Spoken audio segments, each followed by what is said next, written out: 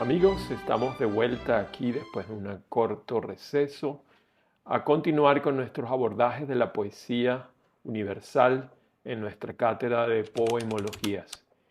En nuestro último encuentro quedamos a mitad de camino estableciendo una relación entre el poema 36 de Trilce y un texto importante del poeta Rubén Darío que nos ponía en el camino de reflexionar un momento sobre lo que podríamos llamar la belleza futura, esa belleza que emana de la crisis de la belleza clásica y que en el poema de Vallejo se encarna, ¿verdad?, en la figura de la Venus de Milo y lo que significa como experiencia sensorial de una belleza caduca, de una belleza, como la propone él en el poema, manca, que surge de esa belleza manca, de esa belleza rota, eso que anuncia, ¿verdad?, como una epifanía futura a partir de lo roto,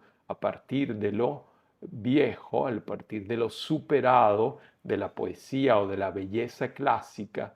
Recordemos cómo en el poema de Vallejo, ¿verdad?, se planteaba el rechazo de la armonía. Rehusad y vosotros a posar las plantas en la seguridad dupla de la armonía. O sea, la Venus de Milo es el paradigma de ese equilibrio del reparto de las partes en la obra clásica, la simetría, ¿verdad?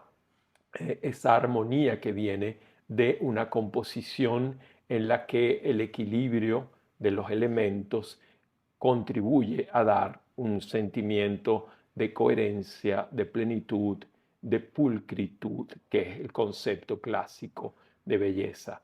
Pero reflexionando a propósito de la Venus manca, Vallejo nos invita a rechazar esa experiencia de la armonía, de la coherencia, de la simetría.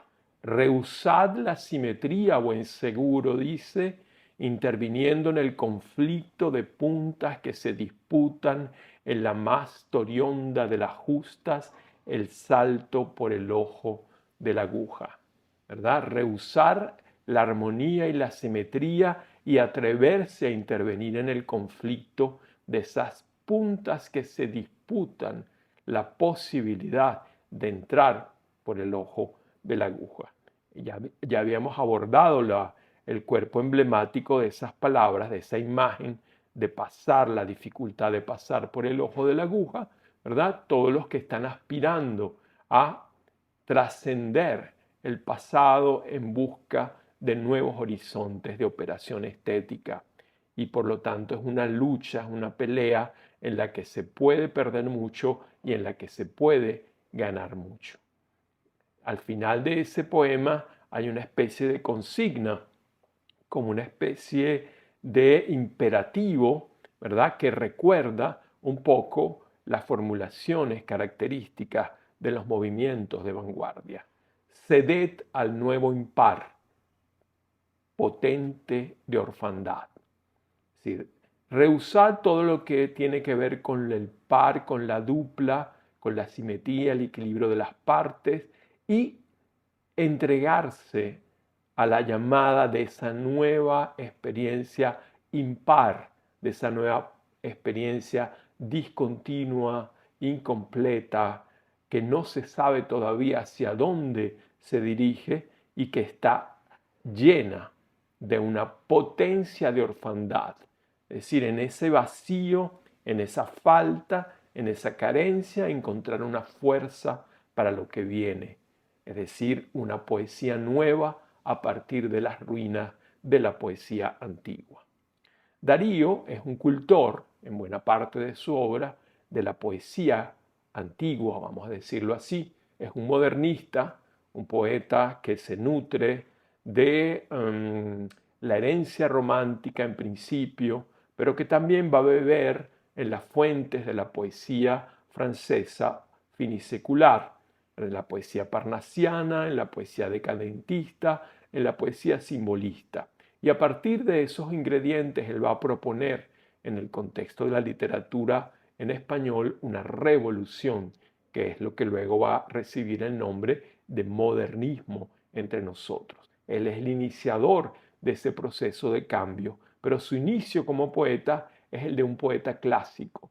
Y su revolución no rompe con esa herencia del clasicismo, solo que la alimenta con elementos nuevos, toda la tradición, digamos, de la gran poesía española del siglo de oro va a estar atravesada en Darío por los contagios con la poesía que se está escribiendo en Francia en el último tercio del siglo XIX, a partir de la herencia de Baudelaire, Mallarmé, Verlaine, Lautréamont, Rimbaud, toda la pleyada de poetas que van a también, desde sus propias posiciones estilísticas, a revolucionar el campo de la poesía occidental en los últimos años del siglo XIX y que van a dar pie a la gran revolución de las vanguardias poéticas del siglo XX. Hoy vamos a tratar de enlazar entonces ese poema de Vallejo de un libro, ¿verdad?, fundamental de la vanguardia latinoamericana, Trilce, que aparece en 1922, con el antepasado fundamental de todo lo que la vanguardia fue en América Latina y en la América hispánica, para decirlo con una amplitud quizás un poco más justa, porque tiene que ver con el idioma, lo que ocurre en el idioma a partir de los experimentos de Darío con la herencia parnasiana, decadente y simbolista. Es decir, en ese sentido, Darío es el antepasado de las vanguardias porque él ya a finales del siglo XIX, a partir de su primer libro, Azul, que aparece en 1888, va a estremecer las estructuras de la poesía tradicional en español y va a abrir camino a lo que luego va a ser la revolución vanguardista en el caso de poetas como Vicente Huidobro, del propio Vallejo, de Oliverio Girondo y de una cantidad importante de poetas que iremos revisando a lo largo de las siguientes cátedras que vamos a elaborar y que vamos a compartir con ustedes. Entonces, el día de hoy queremos volver la mirada hacia Darío y esa mirada hacia el antepasado de todos los vanguardistas en la lengua hispánica tiene que ver para nosotros ahora con una conexión entre dos esculturas, ¿verdad? Digamos que en el caso del poema 36 teníamos la Venus de Milo.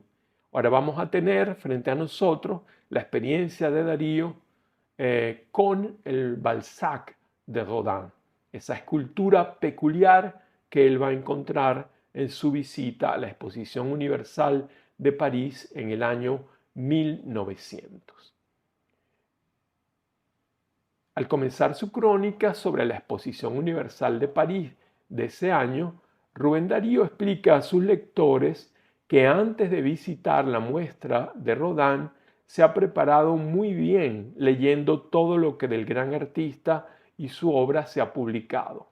Pero más allá de ese conocimiento directo y específico, Darío confiesa que se ha venido familiarizando con las manifestaciones finiseculares de esa transformación general de los valores, en particular los estéticos, de la cual él es también responsable en la poesía en nuestra lengua, y se atreve a afirmar que comprende a Mallarmé y a Dindy, que conoce lo que hacen René Gilles, Odilon Redon, Thoreau, Robes, entre otros, es decir, personajes que han experimentado con nuevas formas expresivas en poesía, en música y en pintura en la Francia del último tercio del siglo XIX y sobre algunos de los cuales Verlaine, Lautréamont, Leconte de Lisle, él mismo ha escrito un conjunto de semblanzas reunidas bajo el nombre de los raros, de manera que se siente preparado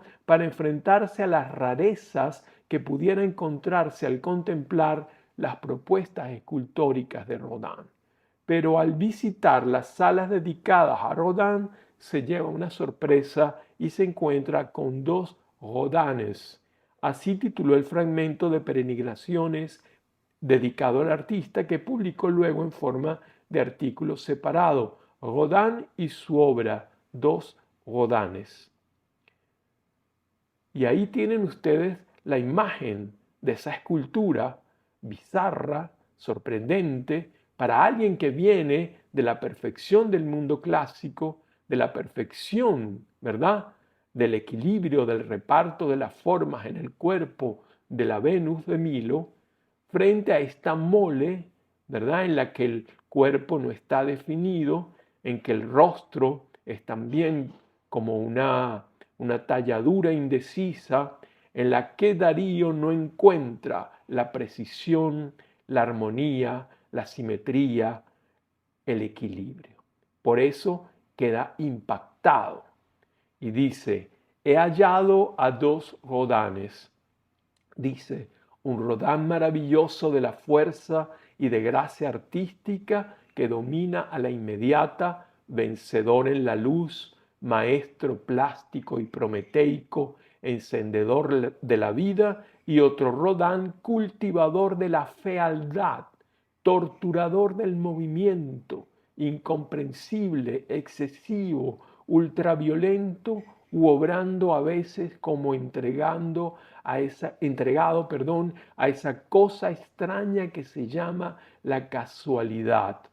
Y luego dice que procurará explicarse. Pero el primer impacto, fíjense, frente a la maestría del gran escultor moderno, ¿verdad? Las primeras impresiones de ese otro Rodin, del que está fuera de la órbita de lo luminoso, de lo pulcro, de lo plásticamente coherente, es un Rodin incomprensible, excesivo, ultraviolento. Así que son las antípodas, digamos, de la belleza clásica representada en la Venus de Milo. Aquí estamos frente a algo para lo que no tenemos todavía en ese año de 1900, o por lo menos no los tenía todavía Darío, los instrumentos necesarios para entender lo que Rodin estaba proponiendo con esa figura anómala, bizarra, extravagante, ¿verdad? Paradójica, que representa al gran escritor, al gran novelista francés Honoré de Balzac. Es decir, lo que causa en Darío es sorpresa, es asombro, es perplejidad, incomprensión.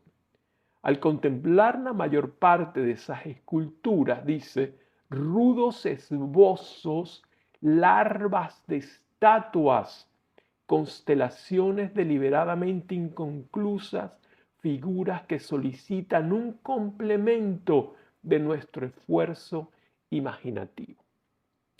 Estas palabras, si uno destaca alguna de las palabras de esta opinión, lo que le ocurre al ver estas esculturas, que no son obras completas, que no son obras acabadas, sino esbozos, y además esbozos rudos, ¿verdad?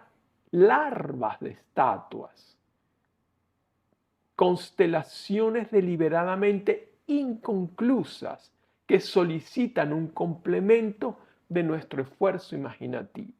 Estas palabras nos recuerdan de muchas maneras el poema 36 de Trilce, porque allí también hablábamos con el poeta, con el hablante del poema, de algo que no está completo, de algo que está en estado de germinación, de potencia futura, de algo que no se ha desarrollado y que está en situación de advenir, de venir.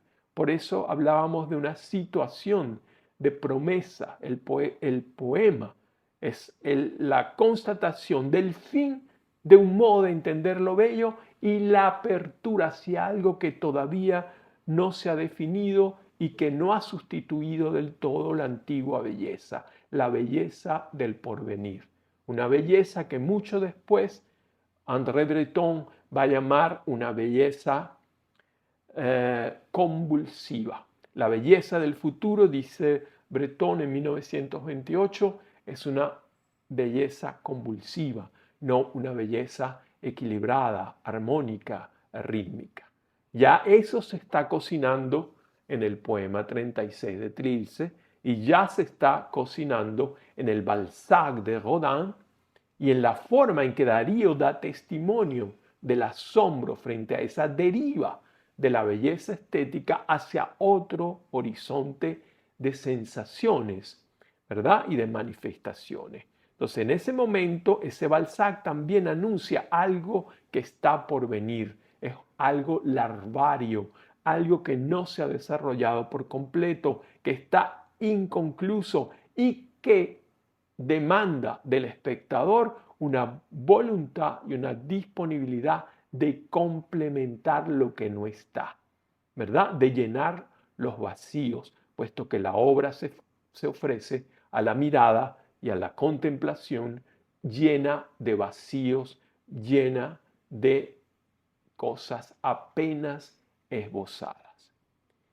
Frente a esta demanda, ¿verdad?, de que el espectador tiene que participar en el acto poético de producir el objeto, porque tiene que completarlo con su imaginación, Darío dice cosas como la siguiente. Frente a esta mole, que es casi un bloque de piedra a medio tallar, ¿verdad? Confieso que hay muchas obras delante de las cuales el pensamiento no encuentra vía.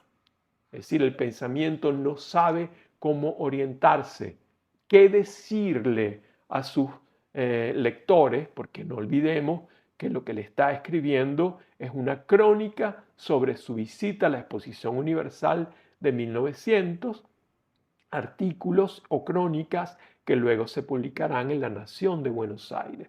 Y aquí él está hablando con sus lectores en Buenos Aires, ¿verdad? Está hablando de lo que está viendo en la exposición y está comentando su propia perplejidad, su propio asombro frente a lo que ve.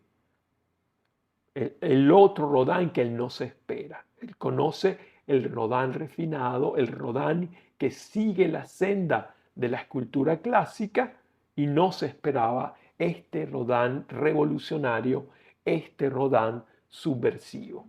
Confieso que hay muchas obras delante de las cuales el pensamiento no encuentra vía y comienza, dice un poco más adelante, una lucha de las sensaciones. ¿Es esto bueno? ¿Es esto malo?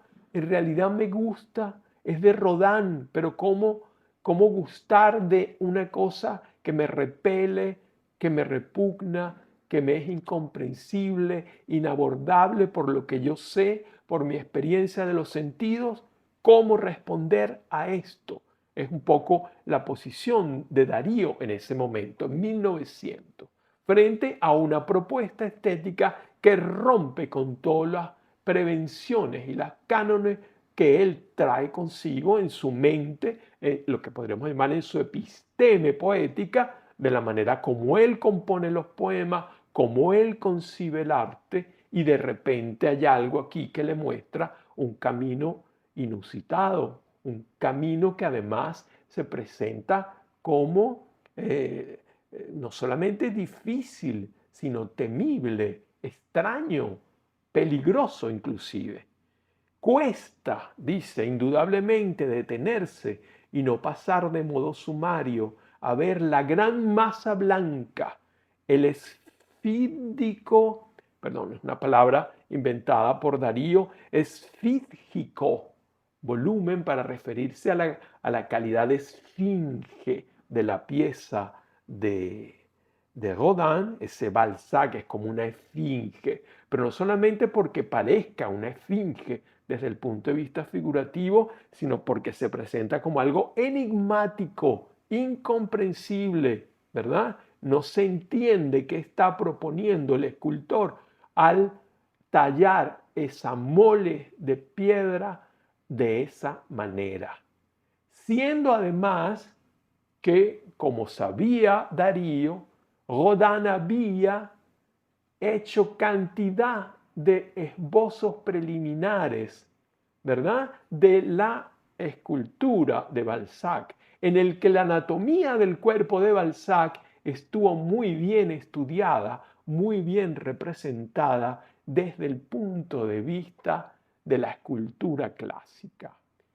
¿Qué pasó, verdad, en el interín para que Rodin diera al público una mole medio tallada, digamos, una mole en la que se esboza el cuerpo volumétrico de un Balzac con una imponencia fantasmagórica poderosísima, que quizás no se parece para nada al Balzac anatómicamente regular, que podríamos tener una pista a partir de dibujos, a partir de fotografía, a partir de los primeros ensayos del propio Rodin en los que se ve el cuerpo entero, el cuerpo anatómicamente regular del artista retratado. Pero ¿por qué ha ocurrido esto?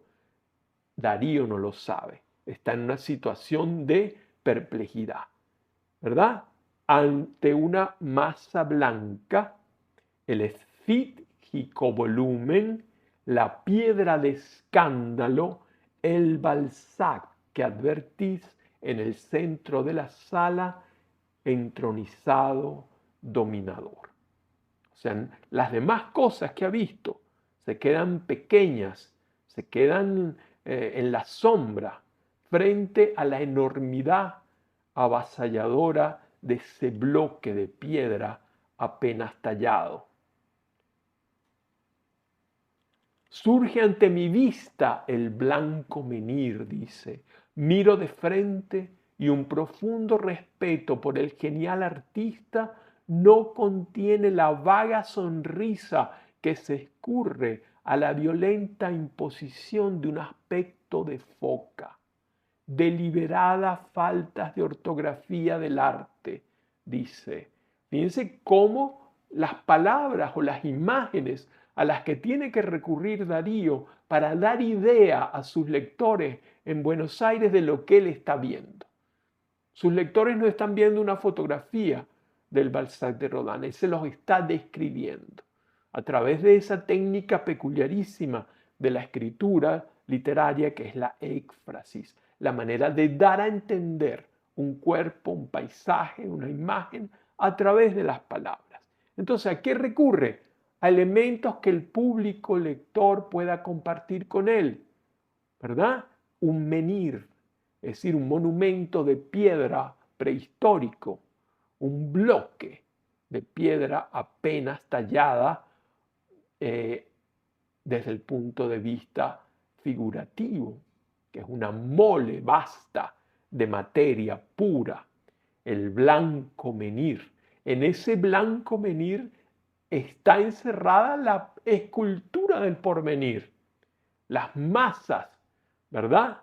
Rocosas de tantos escultores y de tantos escultores modernos y vanguardistas que van a trabajar sobre la senda de este camino que abre Rodin con su Balzac. Y Darío en este momento no sabe qué camino es ese. Para él compartir con sus lectores lo que está viendo, tiene que recurrir a esas comparaciones con objetos que tengan que ver con la experiencia visual del lector.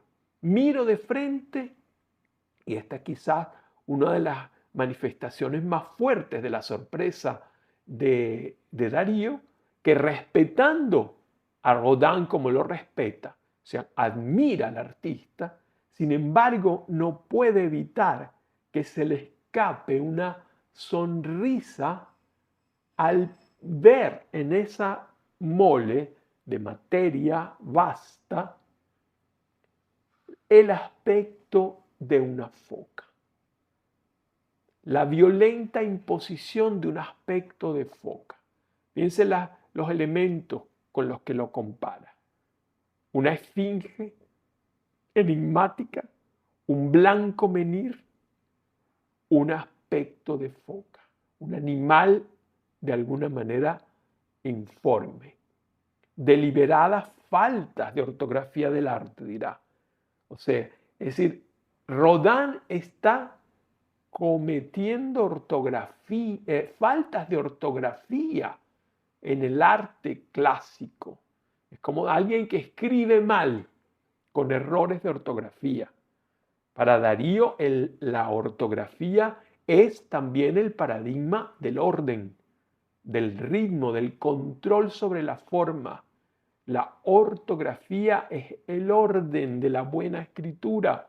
O podría hablar de una ortoescultura, si la escultura que responde a los cánones de un orden, de un buen reparto de las partes en los cuerpos representados. Aquí deliberadamente Rodin está cometiendo errores de ortografía escultórica, está atentando contra la gramática de la escultura clásica. Y eso lo desconcierta a Darío. Miro detrás y la masa inclinada clama por un puntal. La escultura parece que se cae, está inclinada de lado, ¿verdad? Así mirando de lado, ni siquiera mira frontalmente, mira envuelta además en una capa, como si se hubiera levantado de la cama el artista. Es decir, ni siquiera está posando con una, con una pose, digamos, eh, plena en el sentido de frontal, sino como si el escultor lo hubiese capturado en un momento inesperado en el que el artista, Balzac, el hombre, no se prepara para la captura en la piedra. Es como si Balzac no estuviera posando. De hecho, era imposible que posara, ¿verdad? En el momento en que Rodin está construyendo esa escultura, Balzac hace tiempo que ha muerto. Es decir, le está construyendo de memoria ese Balzac ideal que él tiene en la cabeza, el Balzac que él ha construido a través de las lecturas de las novelas de Balzac y de los retratos que existen de Balzac, y es de ahí de que se agarra Darío para decir que ha pasado algo extraño en la ortografía porque esa escultura no se parece en nada a los retratos que conocemos de Balzac. ¿Qué pasó con Rodin? No es que Rodin se equivocó porque él había demostrado desde mucho antes su solvencia a la hora de representar el simulacro de la semejanza. Sus esculturas, ¿verdad? Que eran equivalentes pétreos, vamos a decirlo así, en materia, en mármol, de los cuerpos reales. Pero algo pasó con el Balzac. El Balzac finalmente es esta mole, este dolmen elefantino lo va a llamar después. Miro detrás y la masa inclinada clama por un puntal. Se nos está cayendo, pareciera. Miro de lado y el dolmen elefantino se obstina en no querer revelarme su secreto. Blanco menir, foca, dolmen y elefantino. Un dolmen de las proporciones de un elefante, algo gigantesco, ¿verdad? Es decir, todos los adjetivos que utiliza Darío para compartir con sus lectores lo que él está viendo son epítetos hiperbólicos de magnificación exagerada y de sorpresa, incluso de sorpresa uh, de rechazo también, con esa pequeña risa, se le provoca hasta risa esa escultura por su incongruencia formal. Es decir, como si fuera una cosa grotesca, con un elemento de comicidad implícito que lo provoca en cierta medida, podríamos especular nosotros, la situación de desamparo con la que Darío se enfrenta a esa proposición de Rodin. No tiene armas con qué comprenderlo. Y así como nos reímos nerviosamente a veces frente a cosas que no podemos comprender, de alguna manera esa sensación de risa frente a lo que para él es una foca, una cosa enorme y sin forma, ¿verdad? Tiene que ver con una situación de descalabro de la conciencia, del descalabro de la percepción, ¿verdad? La mente de Darío, su sensibilidad, no están preparadas para encontrarse con esta belleza extraña, rara. Él que había estudiado a los raros en poesía y que había entrado en el mundo de esa rareza, de Poe, de Lautréamont, ¿verdad? Que son poetas desafiantes para la forma orgánica del poema, respetando las reglas de ortografía, se encuentra de pronto con una cosa que no le importa respetar eso. Y está desconcertado, se siente de alguna manera traicionado por el gran maestro. ¿Por qué Rodin me hace esto? Porque Rodin pone en lugar de sus grandes esculturas esta mole extraña que me saca de mi conformidad, que me saca de mi comodidad y que altera mi propia estabilidad estética, también mi propia estabilidad emocional, porque toda experiencia estética es una experiencia de las emociones, no solamente del intelecto. Bien, estamos aquí en una situación de crisis de la representación. Él dice, con resolución completa, no me acepto a mí mismo, me increpo, es decir, no puede, la lealtad a Rodin es tal que no es capaz de cuestionarlo abiertamente. Prefiere increparse a sí mismo y decir que es él el que no entiende. Y se llama a sí mismo filisteo del arte. Un filisteo del arte porque no entiende lo que el gran maestro le está diciendo. A pesar de todo lo que ha leído antes y cómo se ha preparado para enfrentarse a la oferta del maestro. Y a pesar de eso, a pesar de haber leído a Mallarmé, a Lautréamont, a Verlaine, a todos los revolucionarios de el último tercio del siglo XIX, Rodin los saca de sus casillas, excede aquello para lo cual él estaba preparado. Finalmente, trata de conciliar con el maestro. Sacerdote de la síntesis, habrá querido dar la esfinge moderna o la fórmula de un arte futuro. ¿Qué termina diciendo entonces nuestro poeta a sus interlocutores del periódico, a los lectores que en Buenos Aires están leyendo su relato de la experiencia con la escultura de Balzac? Que bueno, señores, no sabemos frente a lo que estamos, sino quizás el maestro nos está dando por un lado el enigma de la modernidad, eso que no sabemos bien qué es, la esfinge moderna. La modernidad como algo enigmático, como algo oscuro, como algo inabordable, como algo que todavía no ha cuajado con un orden que pueda ser familiar o pueda ser regular. Algo que está en situación de hacerse y por lo tanto incompleto, en estado de devenir. O si no es el carácter enigmático, esfingeo o esfígdico, como él dice, de la modernidad, con el Balzano estará dando, perdón, la fórmula quizás de un arte futuro. El arte del futuro quizás viene por acá, pero nosotros todavía en 1900, él por lo menos, no es capaz de entenderlo. De alguna manera, este anuncio del arte futuro ya lo va a retomar después nuestro amigo Vallejo en el poema 36, a partir de la escultura de la Venus de Milo, para decirnos que también se perdió la simetría, se perdió la armonía, se perdió el equilibrio y lo que viene es una belleza completamente distinta que rompe el paradigma de la dupla, ¿verdad? De lo doble y nos entrega a la orfandad de lo impar, que no sabemos hacia dónde nos lleva.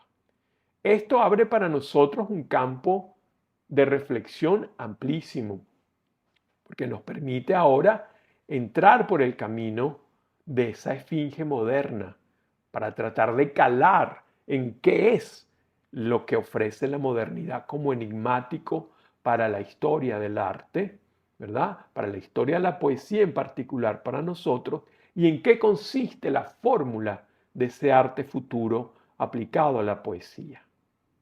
Eh, Quien reacciona así, incómodo, perplejo, aunque respetuoso, ante la revolucionaria propuesta de Rodin, una escultura de Balzac que en principio el artista había modelado respetando la anatomía del gran novelista, fidelidad que es traicionada luego al imponerle una deliberada deformidad al conjunto de aquel cuerpo que Darío percibe como una mole informe, como una roca sin desbastar, la masa de una figura apenas esbozada, voluntariamente inconclusa, ajena a toda voluntad de parecido.